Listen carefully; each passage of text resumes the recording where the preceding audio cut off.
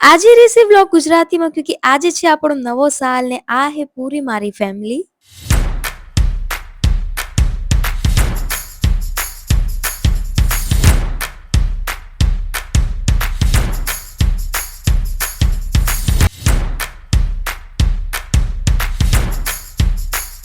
ને આજે આપની જોડે પડવો એટલે પૈસા। આજે આપણી કંઈક કમાઈ થાય ને એના પછી જે છોકરાઓના હખર પર્સન્ટેજ આયા હોય એને આપણા ફેમિલીમાં સન્માન બી કરાય, એના પછી આપણે સમાજમાં બી સન્માન કરે ને આપણે આ ફેરે જડ્યો તો બેગ એટલે ટ્રાવેલિંગ બેગ જડ્યો તો। એના પછી મને મન થયું હલ્દીરામની આઈસ્ક્રીમ ખાવા, તો આપે પહોંચી ગયા હલ્દીરામ ને આપે